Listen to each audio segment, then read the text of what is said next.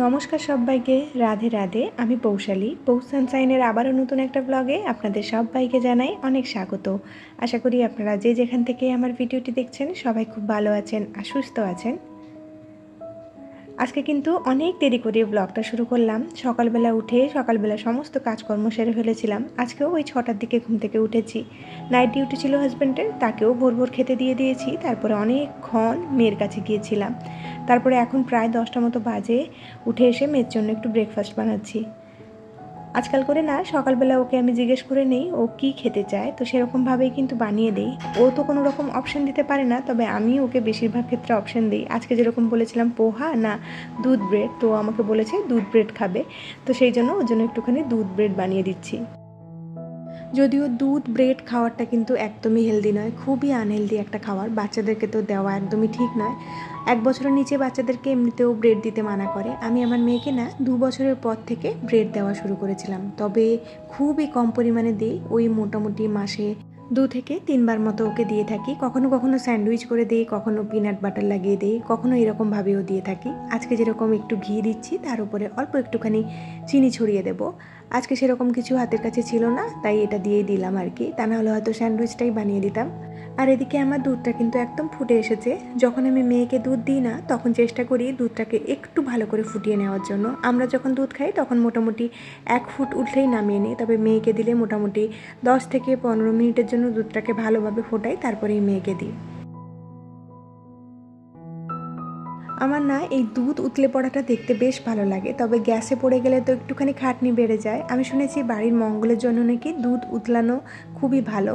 তো যখনই দুধটাকে ফোটাই না, তখন মাঝে মধ্যে ইচ্ছে করে দুধটাকে একটুখানি উতলাতে দিই আর কি। তবে এই জিনিসটা না এখন অবধি ঠিকঠাক জানি না যে দুধটাকে উতলে নিচে ফেলতে হয় না শুধুমাত্র উতলাতে হয়। তো আপনাদের যদি জানা থাকে তাহলে অবশ্যই আমাকে জানাবেন। আর এই তো এদিকে নিজের জন্য একটুখানি ছোলার ছাতু বানিয়ে নিচ্ছি। সকাল সকাল না ছোলার ছাতু খেতে আমার বেশ ভালো লাগে, তবে এটা কিন্তু করাটাও খুব ইজি, আর খেলে কিন্তু অনেকক্ষণ অবধি পেটও ভর্তি থাকে। তবে আমাদের মতো ছোট ফ্যামিলিতে 3টে মানুষ থাকি, আর সেখানটায় যদি 3 ধরনের ব্রেকফাস্ট বানাতে হয় না, তাহলে আর নিজের জন্য করে কিছু খেতে ইচ্ছে করে না। তখন মনে হয় হাজব্যান্ড মেয়ে যেটা খাচ্ছে তাদের সাথেই কোনো রকম খেয়ে পেটটা ভরিয়ে নিই। খুব ইচ্ছে হয় মাঝে মধ্যে নিজের ডায়েটটা একটুখানি চেক করার, হালকা ফুলকা কিছু খাওয়ার। তবে সবার জন্য করে উঠতে না দিনের শেষে নিজের জন্য করতে আর একদমই ইচ্ছে করে না। তখন মনে হয় কেউ যদি একটু হাতের কাছে এসে কোনো খাবার তুলে দিত আমাকে, তাহলে হয়তো খুব ভালো হতো। তো সেই জন্য আমি কি করি, ওরা যা খায় বা ওদের খাওয়া যতটুকু বাঁচে সেটাই আমি খেয়ে নিই আর কি। তো বেশিরভাগ ক্ষেত্রে আমাদের মতো হাউসওয়াইফদের এরকমই অবস্থা হয়। বিশেষ করে বলবো মায়েদের তো এরকমই অবস্থা হয়। বেশিরভাগ মায়েদেরকে দেখেছি মেয়ে বা ছেলে যে খাবারটা খায় না সেই খাবারটা মায়েদেরকেই খেতে হয়। ছোটোবেলায় কী হতো বলুন তো, ন্যান বা ল্যাক্টোজেন বা এরকম ধরনের যে বেবি ফুডগুলো মেয়েকে খেতে দিতাম, কখনো হয়তো একটুখানি বেশি মেখে ফেলেছি, মেয়ে হয়তো খায়নি। ওই দামি দামি জিনিসগুলো না নষ্ট করতে খুব গায়ে লাগতো, তখন আমিই খেয়ে নিতাম। আর সেগুলো খেয়ে নিলে না অনেকটা পেট ভরে যায়, তখন নিজের খাবারটা ঠিক করে খেতে পেতাম না। তো এই গল্পটা আমি অনেকের কাছেই শুনেছি, অনেক মায়েরাই বলে যে বাচ্চার খাবার খেয়ে আমাদের সারাদিনের পেটটা মোটামুটি ভরে যায়। আমি ছোটোবেলায় না আমার মামিমাকে দেখেছি, আমার মামিমা বেশিরভাগ সময় এই জিনিসটা করতো। তো আমরা পাতে যাই খাবার ছেড়ে যেতাম, বা মামারা হয়তো ছোটোখাটো কিছু খাবার ছেড়ে চলে গেল, সেই জিনিসগুলো না মামিমা কখনো ফেলতো না। তখন মামিমাকে দেখে ভাবতাম যে কেন মামিমা এরকম করে, নিজে কেন একটা থালা সাজিয়ে নিজের জন্য খেতে বসে না। তো এখন না সেই কেনর উত্তরটা আমাকে সময় ঠিক দিয়ে দিয়েছে। এখন নিজেও ঠিক সেই কাজগুলো করি, আর করে মাঝে মধ্যে ভাবি যে সেই সময় আমার মামিমা যেই জিনিসগুলো করতো সেটা খুবই স্বাভাবিক একটা ব্যাপার। বাড়িতে যখন কষ্ট করে রান্নাবান্না করা হয় না, তখন সেই রান্নাগুলো যখন কেউ নষ্ট করে সেগুলো না ফেলতে একদমই ইচ্ছে করে না। তখন মনে হয় খেয়ে নেই, নিজের পেটে তো থাকবে, অ্যাটলিস্ট বাড়ির অন্ন বা বাড়ির খাবার দাবার নষ্ট তো কিছু হবে না। তো আমি না ছোটোবেলা থেকে এইরকম ধরনের অনেক ছোটোখাটো সংস্কার দেখে দেখে বড় হয়েছি। সেই কারণে বড় হওয়ার পরে না কখনো সেই টেন্ডেন্সিটা আসেনি যে জিনিসপত্র হঠাৎ ধরে নষ্ট করে দেবো বা জিনিসপত্রগুলোর মর্যাদা রাখবো না। তো যাই হোক, এদিকে দেখুন আপনাদের সাথে কথা বলতে বলতে আরও একটা কাজে হাত দিয়েছি। এই কাজটা আমি অনেক দিন ধরে ফেলিয়ে রেখেছি, প্রায় বলতে পারেন 1.5-2 মাস হয়ে গেল। এই জায়গাটা আবার আমার অ্যারেঞ্জ করার খুব ইচ্ছে ছিল, তো একা একা পারবো না বলে না কখনো হাত দিইনি। তো আজকে ভেবেছি দুপুরবেলা রান্নাটা একটু হালকা ফুলকা রেখে এদিকের বারান্দাটা একটু গুছিয়ে নেব। এই কাজটা তো শুরু করে দিয়েছি, তবে শেষ কীরকমভাবে করবো তা আমি জানি না। হাজব্যান্ড এখনও অবধি ঘুমোচ্ছে, ওকেও ডাকার কোনো রকম ইচ্ছে নেই। আর একা একা না কাজটা করতে খুব ভয় লাগছে, তাও অনেক সাহস করে কাজটা শুরু করে দিলাম। জানি না কোথায় গিয়ে থামবো। এদিকে কিন্তু আমি সমস্ত যে কাঠের স্ট্যান্ডগুলো ছিল না সেগুলোকে নামিয়ে নিয়েছি, আর টবগুলোর যে নিচে ট্রেগুলো থাকে সেগুলোকে ভালো করে ধুয়ে নিচ্ছি আর কি। ট্রেগুলো অনেক দিন হয়ে গিয়েছিলো, ধোয়া হয়নি। আর এদিকে আমি এরকম একটা ব্যবস্থা করেছিলাম, তো যেটা এতটাই ফেল হয়ে গিয়েছে, তো আলটিমেটলি হাজব্যান্ড ঘুম থেকে উঠে দেখে আমাকে বললো তুমি ছেড়ে দাও, আমি এই কাজটা সামলাচ্ছি। তো দেখুন শেষমেশ কিন্তু ও সুন্দরভাবে এই কাজটা করেছে। আমি জানতাম আমার দ্বারা এই কাজটা হবে না। সংসারের এই ধরনের অনেক ছোট বড় কাজ রয়েছে যেগুলোতে আমার হাজব্যান্ডের হেল্প লাগে। আমি কখনোই বড়াই করে বলবো না সংসারের সমস্ত কাজ আমি সামলাই, একদমই নয়। আমি যদি একা সংসারের সমস্ত কাজ সামলাতাম না তাহলে হয়তো সামলে উঠতে পারতাম না। এরকম অনেক কাজ থাকে যেগুলো চুপিসারে হাজব্যান্ড না পেছন থেকে এসে হেল্প করে, আর যেই কারণেই আমি সমস্ত কিছু সুন্দরভাবে গুছিয়ে করতে পারি। আমি জানি এখনও অবধি ঠিকঠাকভাবে গুছিয়ে উঠতে পারি না, এখনও দিনের শেষে গিয়ে মনে হয় আজকে সারাটা দিন আমি ঠিকঠাকভাবে গুছিয়ে কাজ করতে পারলাম না, বা ভালোভাবে টাইম ম্যানেজমেন্টটা করতে পারলাম না। টাইম ম্যানেজমেন্ট ঠিকঠাকভাবে করলে না আপনি কিন্তু সারাটা দিন ইকুয়ালি নিজের পেছনে হোক বা সংসারের পেছনে দিতে পারবেন। আমার হয়তো এরকমও দিন যায়, কখনো হয়তো নিজের পেছনে সময় দিয়েছি, আবার কখনো কখনো সংসারের পেছনে এতটা সময় দিয়েছি নিজেকে সময় দিয়ে উঠতে পারিনি। তো যাই হোক, এখন অবধি সংসারে আমি অনেক নতুন নতুন কিছু জিনিস শিখছি, আর সারাটা জীবন হয়তো শিখেই যাবো। আমাদের শেখা কিন্তু কখনোই বন্ধ হয় না। যখন আমরা এটা ভেবে বসি না আমরা সব জানি, তখনই কিন্তু আমরা সব থেকে বড় ধাক্কাটা পাই জীবনে, আর সব থেকে বড় ফেলিয়ার হয়। আমি কিন্তু প্রত্যেক দিন সকালবেলা উঠে ভাবি যে আজকে নতুন কি শেখা যেতে পারে বা আজকে নতুন কি করা যেতে পারে। তো যাই হোক, আমার হাজব্যান্ড কিন্তু এই ধরনের ছোট্টখাট্ট কাজগুলোতে না অনেক বেশি নিখুঁত আর নিপুণ। কি সুন্দরভাবে সব কিছু বেঁধে দিয়েছে। আমি যেরকমভাবে বেঁধেছিলাম না, একটা গাছও আমি রাখতে পারছিলাম না, তো ও আসার পরে এত সুন্দরভাবে কাজটা করে দিয়েছে না। আমি না সবসময় আমার হাজব্যান্ডকে এই ধরনের কাজগুলোর জন্য খুব অ্যাপ্রিসিয়েট করি। ওর হাতের কাজ আমার এত বেশি ভালো লাগে। আমি ভাবি আমি যদি এত সুন্দরভাবে গুছিয়ে সংসারের কাজগুলো করতে পারতাম না, তাহলে হয়তো আমার গুণের মধ্যে কিছু জিনিস অ্যাডিশন হতো। মাঝে মধ্যে আমি নিজেও ভাবি জানেন যে আমার মধ্যে কি এমন গুণ রয়েছে যেটা আমি শোকেস করতে পারবো। সেরকম তো কিছুই গুণ নেই যেটা আমি শোকেস করতে পারবো। তো যাই হোক, এখনও অবধি চেষ্টা করে যাচ্ছি নিজের মধ্যে যদি কিছু ইমপ্রুভমেন্ট করা যায় আর কি। আর এদিকে দেখুন আমার কিন্তু ব্যালকনিটা একদম সাজানো হয়েছে। এই যে নতুন নতুন কয়েকটা গাছ দেখছেন না, যেটা আমি সেলফের উপরে উঠিয়ে রেখেছি, এটা কিন্তু কয়েকদিন আগেই নার্সারি থেকে নেওয়া হয়েছে। আর আমি কয়েকটা না টবেরও অর্ডার দিয়েছি, সেগুলো যখন লাগাবো তখন আপনাদের সাথে শেয়ার করব। আর এদিকে দেখুন কাজ করতে করতে ছোট্ট একটা টিকটিকি দেখতে পেলাম।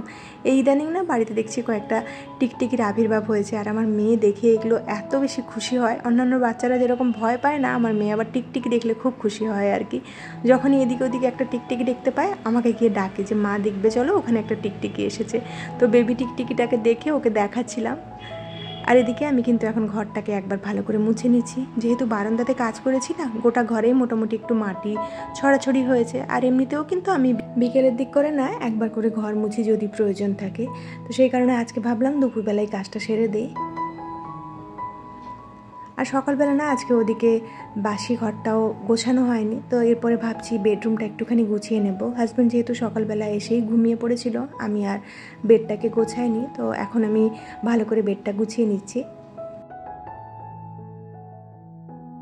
আর এদিকে আমি যতক্ষণ এই সমস্ত কাজবাজ করছিলাম, ওর বাবা আর মেয়েতে মিলে বাজার গিয়েছিল।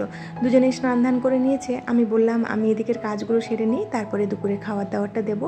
ততক্ষণে বাজার থেকে টুকিটাকি কয়েকটা জিনিস আনার আছে, সেগুলো এনে নাও। 2 থেকে 5 বছর বয়সী বাচ্চাদেরকে না সামলানো অনেক কঠিন একটা কাজ, কারণ এই বয়সের বাচ্চাদের মধ্যে না একটা টডলার ট্যান্ট্রামস বলে জিনিস আসে, যেটা আমার মেয়ের মধ্যে এখন থেকে অটোমেটিক্যালি শুরু হয়ে গিয়েছে। তো বাজারে গেলেই না বিভিন্ন কারণে বিভিন্নভাবে জেদ করতে থাকে, কখনো খুব চেঁচামেচি করে, কখনো কান্নাকাটি করে, যেটা আগে একদমই করতো না। খুবই আনএক্সপেক্টেডলি এই কয়েকদিন হলো ও এই জিনিসগুলো করছে। তো বাবার সাথে বাজারে গিয়ে কয়েকটা মেরিগোল্ডের বিস্কিট কিনে এনেছে আর কি, যেগুলো ও খেতে আজকাল খুব বেশি ভালোবাসছে। আগে ডাইজেস্টিভ বিস্কিট হোক বা ক্রিম কেকার এই ধরনের বিস্কিটগুলো খেত, তো এখন দেখি এই মেরিগোল্ড বিস্কিট খাওয়ার জন্য খুব বেশি লাফালাফি করে। তো সেই কারণে ছোটো কয়েকটা প্যাকেট এনে রাখা হয়েছে বাড়িতে, ওকে মাঝে মধ্যে দেবো আর কি। এমনিতেও না বিস্কিট আমি খুব একটা বেশি দিতে চাই না, মাঝে মধ্যে যদি খুব বেশি পরিমাণে জেদ করে তখনই দিই আর কি। আর বেডটা গুছিয়ে কিন্তু আমি ঘরটা ভালো করে মুছে নিয়েছি। এখন মপারটা ধুয়ে শুকোতে রেখে দিলাম। আর এদিকে কিন্তু কিচেনের আরও কয়েকটা ছোটোখাটো কাজবাজ রয়েছে। যেহেতু রান্নাটা আজকে শর্টকাট করে নিয়েছি, সেই কারণে ভাবলাম হাতে যেহেতু সময় রয়েছে এই কয়েকটা কাজ সেরে নেই আর কি। 1-2 দিনের মধ্যেই না মাছ কাবারির বাজার করব। সামনেই আমার বাড়িতে একটা বড় কিছু হতে চলেছে, সেই কারণে মাসকাবারির অনেক কটা বাজার করা রয়েছে। তো কৌটোগুলো ভাবছি একদম ধোয়াধুয়ি করে তারপরে মাসকাবারি বাজারটা করব আর কি। এই ছোটো কৌটোর মধ্যে আমি গোবিন্দভোগ চালটা রাখতাম, এখন বড় কৌটোতে এনে যেহেতু গোবিন্দভোগ চালটা রেখেছি একদম আমি ঢেলে নিলাম আর কি বড় কৌটোর মধ্যে। আর এই ছোটোখাটো কৌটোগুলো একদম খালি করে নিচ্ছি। টুকিটাকি যে ডালগুলো রয়েছে সেটা একদম মিক্স করে নেব। আজকে রাত্রেবেলা একটুখানি তরকার ডাল বানিয়ে নেব। এই কৌটোগুলো কিন্তু আমি মোটামুটি মাসে একবার করেই ধুয়ে থাকি, আর কৌটোগুলোর কোয়ালিটিও খুব ভালো। তবে ওই যে আমি আগেও আপনাদেরকে বলেছিলাম এই কৌটোগুলোর মধ্যে যদি এরকম কিছু জিনিস রাখি না যেগুলো খুব সহজে হাওয়া লেগে নষ্ট হয়ে যেতে পারে, তাহলে কিন্তু সত্যি হাওয়া লেগে নষ্ট হয়ে যায় আর কি। এগুলোর মধ্যে এই ডাল জাতীয় জিনিস রাখলে তবেই ভালো থাকে আর কি। আগের দিনের ভিডিওতে সঞ্চিতা দিয়ে বাইরে থেকে দিদিভাই কমেন্ট করেছে খুব সুন্দর লাগছে ডাইনিং কাম ড্রয়িং রুমটা তোমার। সব মিলিয়ে মিষ্টি একটা ব্লগ, একদম মন খারাপ করে থাকবে না। আমি ক্যান্সার নিয়ে বাঁচার লড়াই চালিয়ে যাচ্ছি, পরিণামটা কি তা তো জানি না, তবুও রোজ বাঁচি। একদমই ঠিক বলেছে দিদিভাই, এই কথাটা না আমিও খুব বিশ্বাস করি। মাঝে মধ্যে যখন মন খারাপ হয় না তখন আমি ভাবি এই যে আমরা আমাদের ভবিষ্যৎ নিয়ে ভাবি, বা আমরা আমাদের সন্তান স্বামী এদেরকে ভালো রাখার কথা ভাবি, আমাদের নিজের জীবনেরই কি কোনো দাম রয়েছে? আজ বেঁচে রয়েছি, কালকে সকালে হয়তো ঘুম থেকে উঠতেই পারলাম না। তো সত্যি কথা বলতে গেলে কিন্তু আমাদের জীবনের পরিণাম আমরা কেউই জানি না। পরিণাম না জেনেই কিন্তু আমরা জীবনে এগিয়ে যাচ্ছি শুধুমাত্র ঈশ্বরের উপর ভরসা রেখে। আর ঈশ্বরই কিন্তু আমাদের জীবনের একটি মাত্র ভরসা। আমি মাঝে মধ্যে নিজের জীবনটা দেখে ভাবি আমি যেই পরিস্থিতির মধ্যে রয়েছি না, আমার জীবনের হাল বা আমার জীবনের গতি কিন্তু আমি একদমই নিয়ন্ত্রণ করছি না, সব কিছু করছে আমার পরমেশ্বর। তো ওনার উপরেই সব কিছু ছেড়ে দিয়েছি। উনি যেরকমভাবে আমাকে রেখেছেন ওরকমভাবেই আমি থাকি, আর ভবিষ্যতে আমাকে যেরকমভাবে রাখবেন আমি সেরকমভাবেই থাকার চেষ্টা করব। যদিও আমি মানুষ, তাই জানি না আমার জীবনে আরও কঠিন পরিস্থিতি এলে আমি কীরকমভাবে সেটা ডিল করব। তাও চেষ্টা করব যাতে ঈশ্বরকে আমি সবসময় মনে রাখি আর ওনার কথা মতোই আমি চলার চেষ্টা করি আর কি। তো এদিকে দেখুন আমার কিন্তু আর একটা কাজ হয়ে গেল। মেয়ে অনেক দিন হয়ে গিয়েছে এই আয়নাতে না রং করে রেখেছে। এই যে কয়েকদিন হয়েছে একদমই কথাবার্তা শুনছে না। আগে তো দেওয়ালে রং করতো না, তবে এখন না এত বেশি জেদ করে। মাঝে মধ্যে ওকে দেওয়ালে রং করতে মানা করি বলে ও ফার্নিচার, সোফা বা এই আয়নাগুলোতে এসে এসে রং করে আর কি। তো সেগুলোই আমি পরিষ্কার করি, তাও দেওয়ালটাকে আমি খুব একটা বেশি নোংরা করতে দিই না, যেহেতু ভাড়া বাড়িতে থাকি। তো আর আজ নয় কাল আমরা এই বাড়িটা ছাড়বো। তো ছাড়ার পরে যাতে মালিকের মনে আমাদেরকে নিয়ে কোনো রকম কোনো দ্বিধাবোধ না আসে, সেই কারণে আমি চেষ্টা করি ওনার বাড়িটা যথাসম্ভব ঠিকঠাকভাবে রাখার জন্য। শিল্পা গিরি, রুম্পা রাই শর্টস, রাখি দাস, পায়েল কারার, মোহিনী, ঈশিতা সাউ, জয়ীর পরিবার। তো আপনাদের সবাইকে অসংখ্য ধন্যবাদ জানাই আগের দিনের ভিডিওতে এত সুন্দর সুন্দর কমেন্ট করার জন্য। আর এই তো দুপুরের খাবারটা নিয়ে এখন বসে পড়েছি, আর তার সাথে আজকের মতো এখানেই বিদায় নিচ্ছি। খুব শিগগিরই দেখা হচ্ছে নেক্সট আরেকটি ব্লগে। ততক্ষণের জন্য সবাই খুব ভালো থাকবেন, সবাইকে খুব ভালো রাখবেন আর নিজের যত্ন রাখবেন। টাটা।